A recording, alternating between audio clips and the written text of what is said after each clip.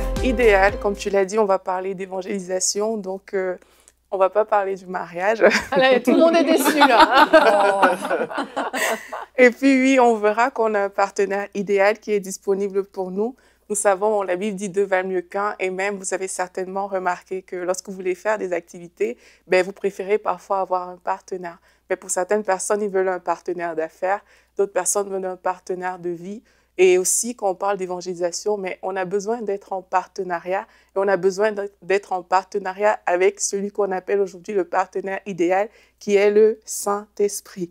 Alors, la Bible nous dit dans 1 Corinthiens 13, au verset 13, que la grâce du Seigneur Jésus-Christ, l'amour de Dieu le Père et la communication du Saint-Esprit soient avec vous tous. Dans certaines versions, c'est écrit la communion du Saint-Esprit. Et en fait, quand on parle de communication, de communion avec le Saint-Esprit, on est en train de parler de cette association, de cette union, de ce partenariat qu'on entretient avec le Saint-Esprit pour pouvoir tout faire, en fait. Et le verset dit que ce soit avec vous tous, mais c'est vraiment une action quotidienne. Tous les jours, le Saint-Esprit doit être avec nous pour nous accompagner dans tout ce qu'on fait. On devrait avoir cette main d'association avec le Saint-Esprit. On devrait vraiment être partenaire avec lui.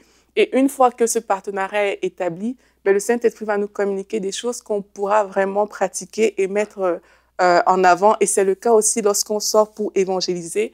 En fait, trop souvent, quand des gens sortent pour évangéliser, il y a des préparations, des techniques, des stratégies et tout.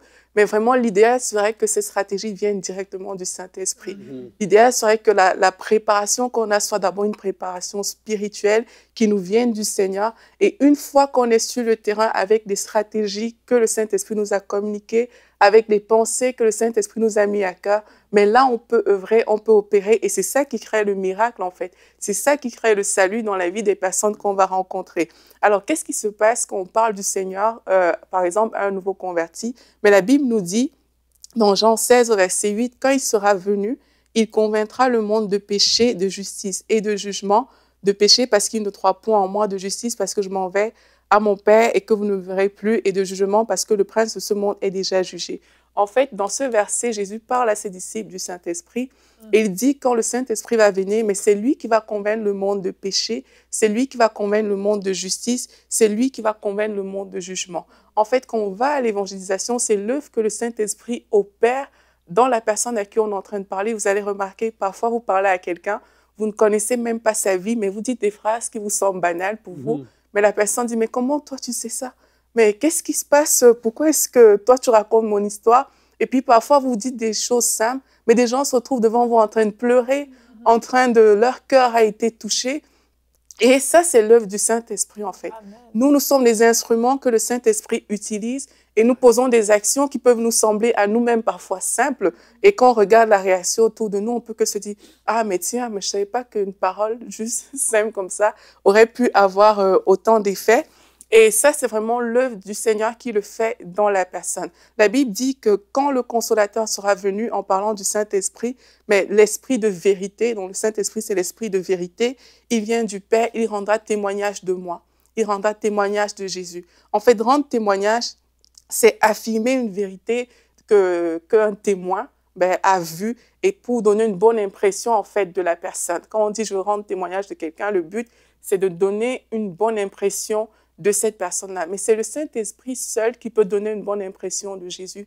C'est pas nous, avec nos mots, qui pouvons le faire. C'est vraiment le Saint-Esprit. C'est pas une réflexion humaine. C'est pas quelque chose parce que voilà, je parle très bien français, parce que j'ai une très bonne posture, parce que je suis éloquent, ben voilà, quand je parle aux gens, ils tombent. Non, c'est pas ça. C'est vraiment le Saint-Esprit qui opère, c'est le Saint-Esprit qui agit. Et on peut le voir dans la Bible, même avec les disciples. Quand Pierre il a parlé le jour de la Pentecôte, la Bible nous dit 3000 hommes se sont vraiment sentis interpellés, ils ont été convertis. Et c'est écrit dans la Bible, après avoir entendu ce discours, ils eurent le cœur vivement touché. Et il dit à Pierre et aux autres apôtres, « Hommes frères, que ferons-nous » Là, on montre que leur cœur a été touché. Mais la Bible nous dit que Pierre, revêtu de la puissance de l'Esprit, là, il a commencé à parler. Et là, le cœur de cette personne-là a vraiment été touché. Et vous aussi qui nous écoutez, peut-être vous avez déjà donné votre vie au Seigneur. Rappelez-vous comment votre cœur avait été touché. C'est l'œuvre que le Saint-Esprit faisait en vous. Moi, quand j'ai donné ma vie au Seigneur, mon cœur était vraiment touché. Mon cœur, il chantait des louanges tout seul. Il y avait des choses qui se passaient à l'intérieur de moi que je ne savais pas expliquer. Mais aujourd'hui, je sais que c'est l'œuvre du Saint-Esprit qui est en train de travailler en moi pour me donner confiance à Jésus. Et si vous êtes là, peut-être, vous vous dites, moi, je ne sais pas évangéliser, je ne peux pas sortir parce que vraiment, c'est compliqué, j'arrive pas. Ce n'est pas vous qui le faites, ce n'est pas votre propre force. Voilà pourquoi vous devez juste vous disposer, être comme des instruments que le Seigneur va utiliser pour déployer sa force, pour déployer sa puissance au travers de vous. Et aussi, si vous avez des résultats, vous, lorsque vous sortez, vous voyez des gens dans leur vie au Seigneur, ce n'est pas vous qui le faites non plus. C'est la puissance du Saint-Esprit qui agit au travers de vous. Et si vous m'écoutez, vous vous dites, mais on parle de ces choses-là, mais moi, je n'ai jamais ressenti cette flamme pour le Seigneur. Je n'ai jamais eu un cœur comme ça aussi touché pour le Seigneur. Alors ne méprisez pas ce que vous êtes en train de vivre en ce moment. Dans votre cœur, il y a peut-être des choses qui sont en train de se passer, mais vous avez peut-être des envies, vous vous dites, mais tiens, on parle de ce Jésus, qui il est vraiment, je veux peut-être en savoir plus, je veux le connaître. Ne négligez pas ça parce que c'est aussi l'œuvre du Saint-Esprit en vous. C'est notre partenaire idéal pour tout ce dont on a besoin dans notre vie. Ne nous privons pas de ce partenariat. Retrouvez la suite de ce programme dans l'émission Bonjour chez vous sur ENCI TV.